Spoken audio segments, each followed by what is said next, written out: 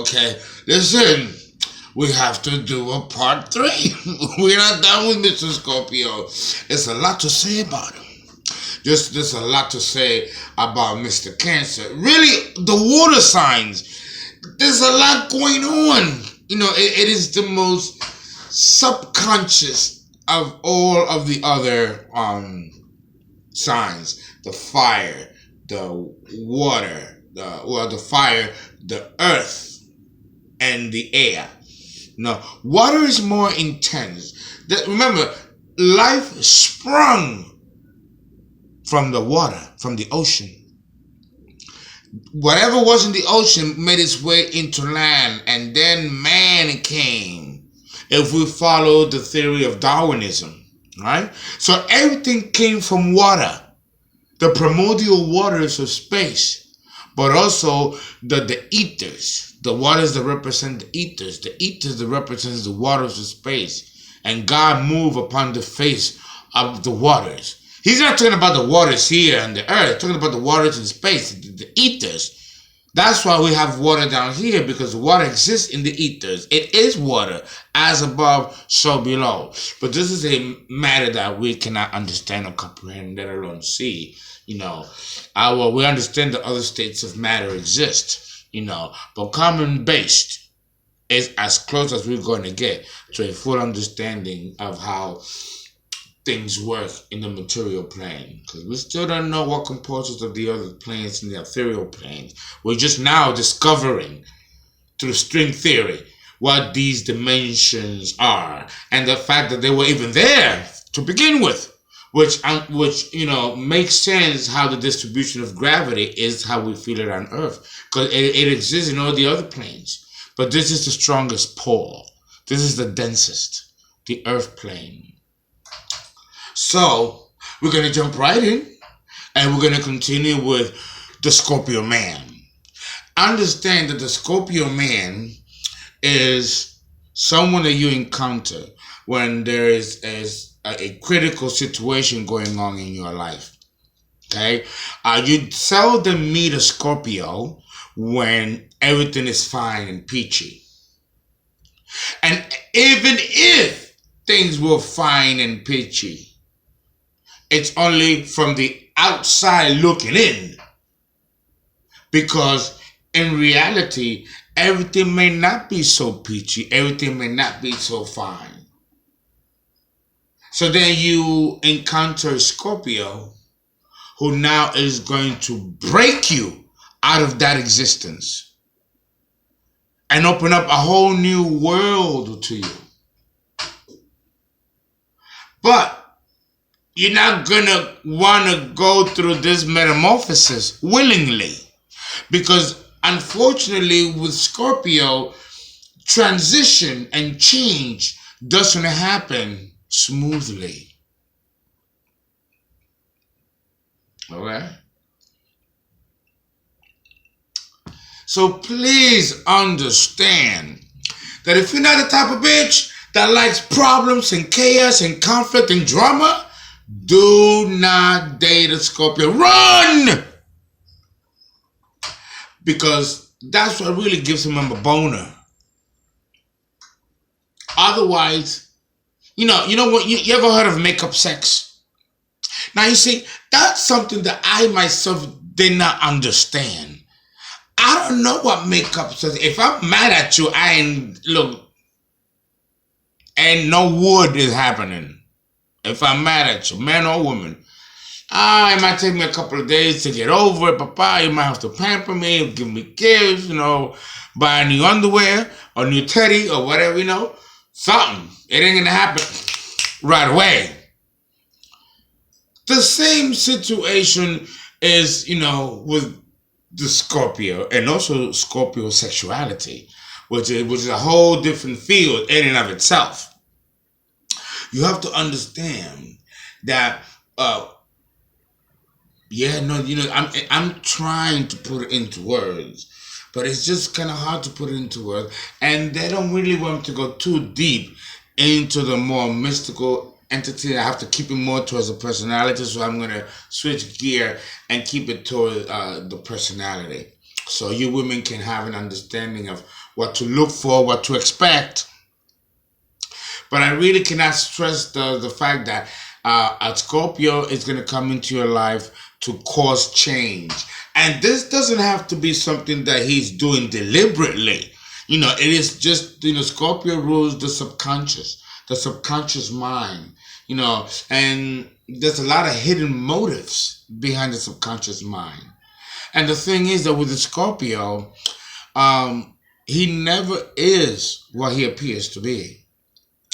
And the only way that he can ever lay a look onto you and express interest onto you, it's got to be because you got a nice ass, or because you got good tub, or because you're a hot piece. There's a lot of men that objectify women. Oh, that's a good piece of boop, boop, boop. Oh, that's a good piece of, oh, I want to grab that, boop, boop, boop. You know what I'm saying? Scorpio does not objectify women this way. Oh, don't get me wrong. He may think it and feel it and then say, I'm going to slap that ass. You know what I'm saying? It's in him, like it is in all men.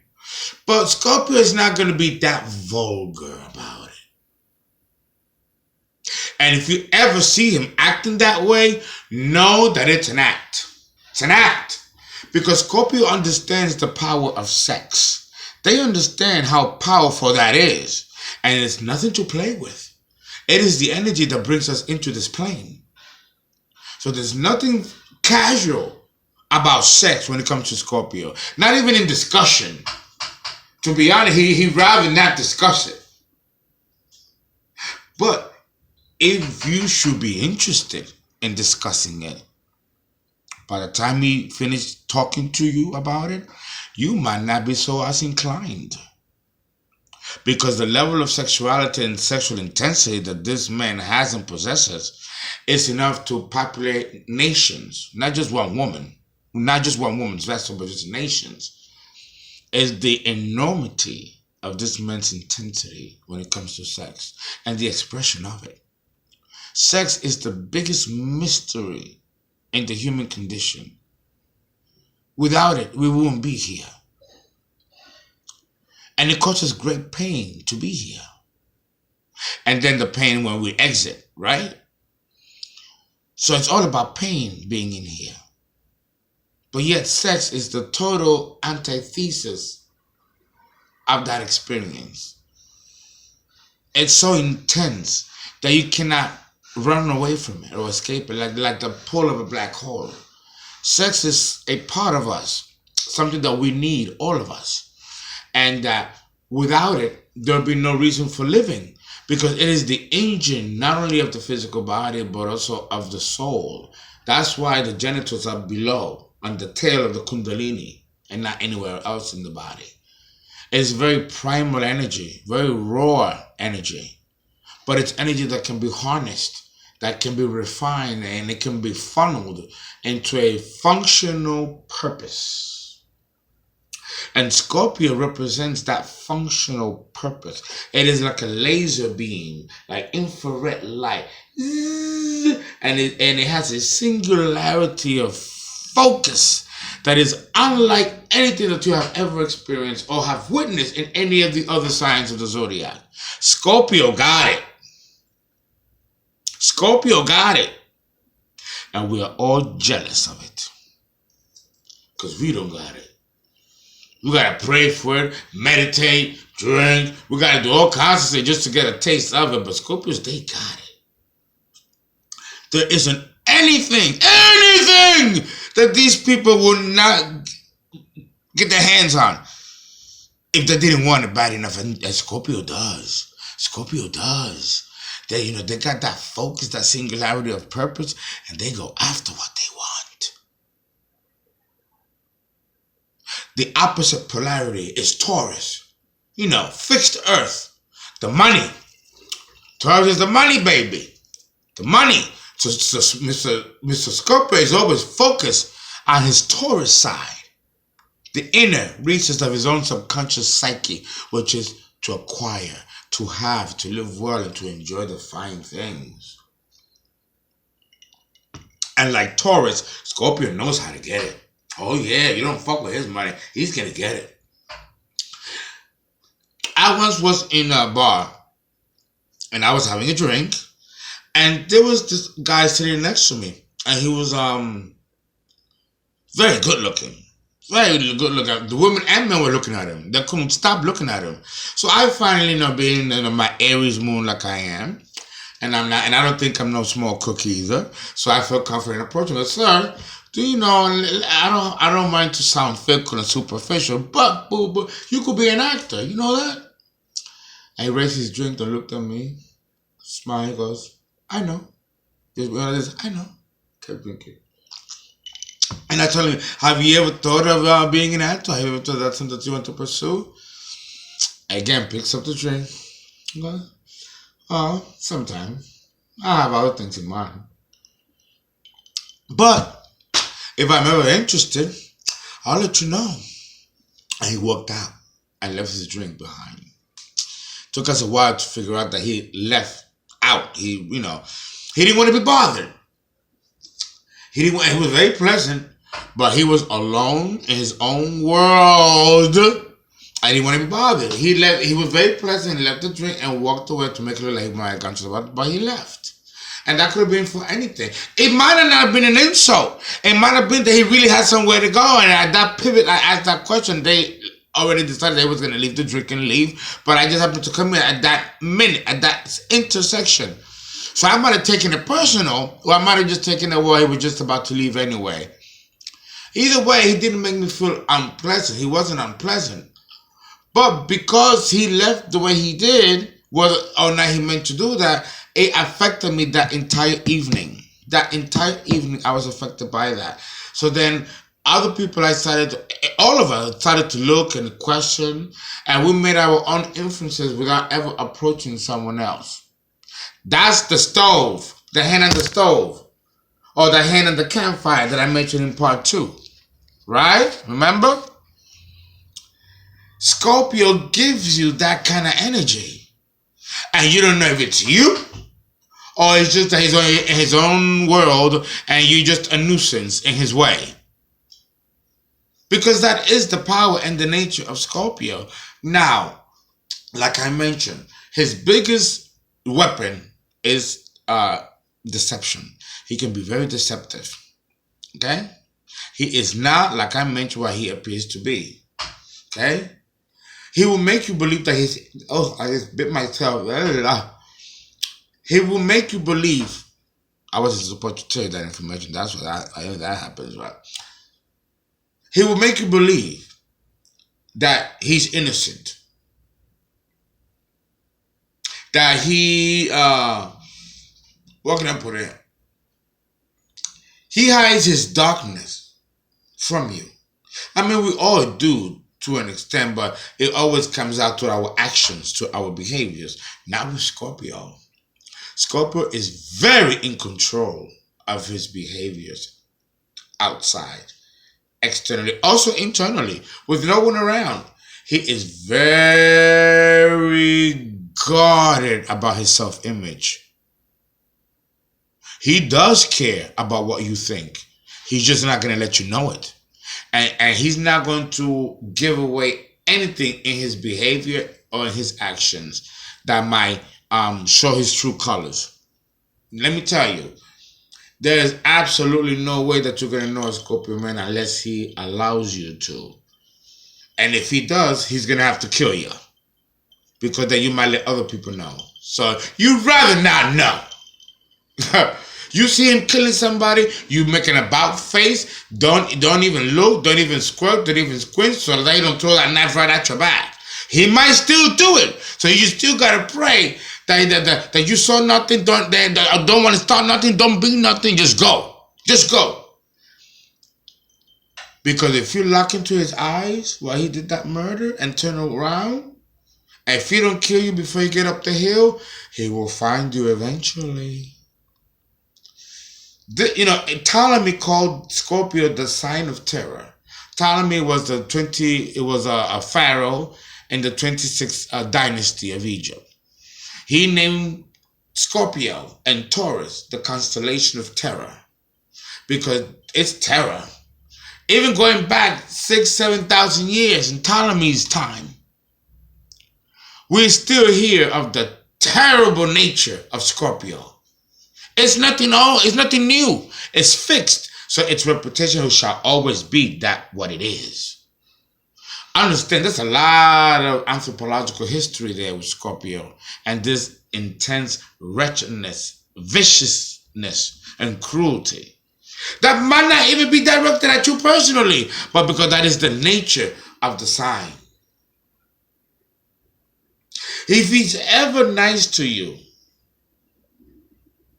making you believe that he's innocent and self-unaware, if you feel that he's trying to kind of like sell himself to you, for you to think that he's someone that he wants you to believe what he's really not, what he appears to be very careful. Be very careful, because then what that means is that he's going to distract you. And when he distracts you, meanwhile, he's setting a trap for you.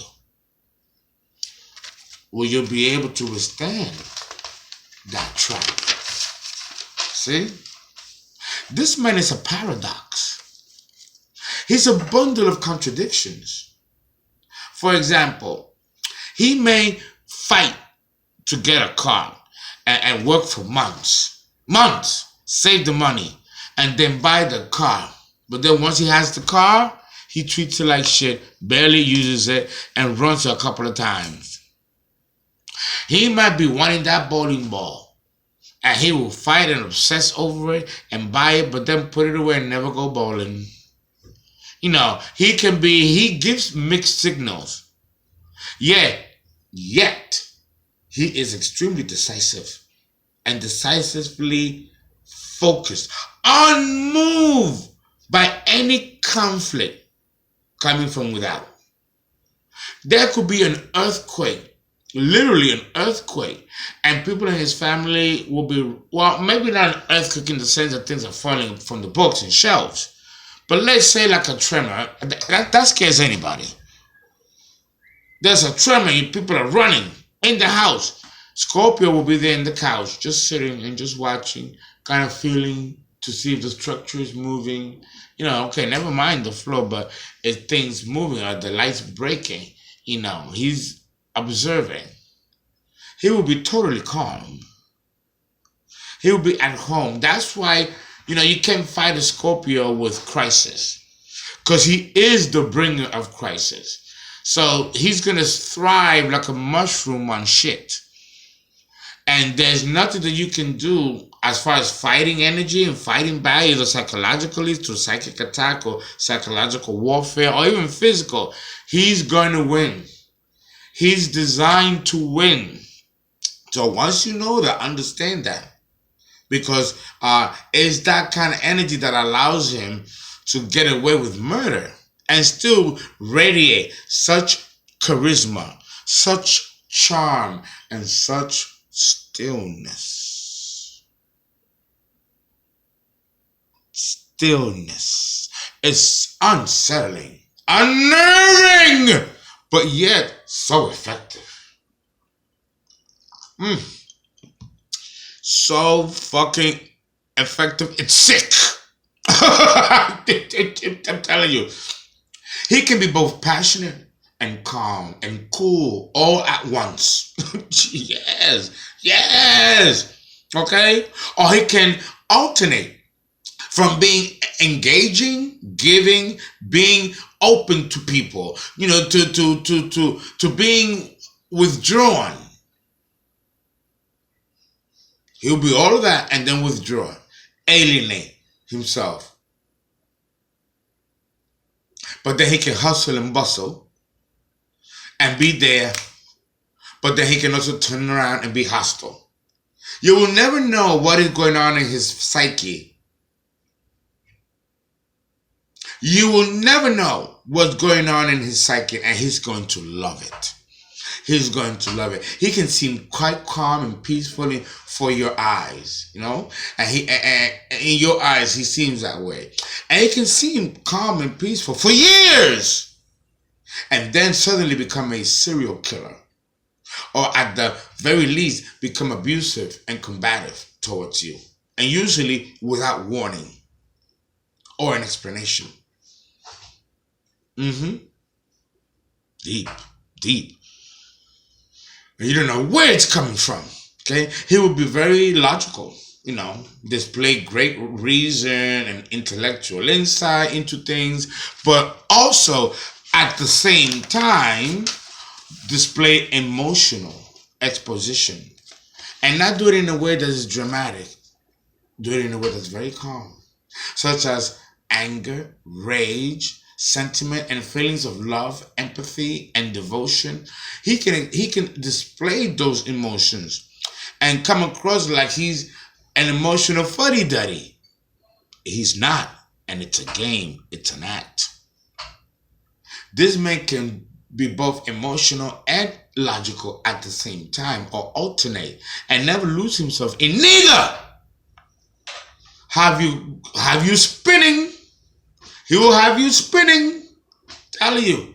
He will be equally as intense, showing hate and love, either attendingly, no, alternating at the same time. He is utterly invincible, invulnerable, and quite capable. This man is quite capable, even of murder, and get away with it. He seems cute and quiet, but behind those eyes lies a volcanic of emotional power that if it will erupt, it will bury all of Manhattan. And he keeps it under wraps. Fascinating. He is a man of both passion and reason. But that doesn't mean that doesn't mean that he's going to be nice about it. Okay? He's not one to safeguard your feelings. So if you want this man to care about your feelings and your emotions, you're fucked. Pardon the French. Because he's not going to care. And even if he does, he's not going to show it to you. At least in the way that you would want him to show it to you. He'll do it through other ways. Providing money, providing comfort, material comfort. Truthfully, he could care less about your feelings, about it. But that doesn't mean he doesn't love you or care about your feelings, your emotions. And that's something contradictory, but that's what he is. He just doesn't want to waste time in commiserating with you about whatever ails you. He'll go through the process of emotion with you, but he don't want to listen to your emotional excuses or your why me, why. He's not interested in that. He's not interested in commiserating with you. Like misery loves company. No, he don't want your misery. He'd rather you stay on his misery, but he don't want to stay on your misery. He'll simulate it, but not really care. Because remember, this man is about emotional self-interest. Okay? He can live a Spartan lifestyle too. He will not mind living on the floor, or living in the edge of life. He could live the life of a single man and with having a mattress on the floor and nothing else, with no essentials, just like living in the raw. He could live like that for years and years. He could also withhold from having sex for long periods, as well as even years, and then go right back to it like if nothing happened. He will never lose sensuality. And it will be, and when he does get back into it, it'll be like he never stopped. He enjoys the finer things of life. Remember, he's pulling from the opposite side of Taurus, material comfort. So he will tend towards excess in food and drugs, sex and drink, and love, and all the bad things. Sex and love, because for Mr. Scorpio, sex and love is different. They're not the same. He could be in love with you, but still fuck other people. And to him, it's not a betrayal. But if you were to do it, it might cost you your life or the life of the person. So you got to be careful. Scorpio, sex is important to him. Very important. So if you like sex, then you can handle a Scorpio. But if you don't like drama, then don't be with a Scorpio and have sex and fun with somebody else. And we're done with Scorpio.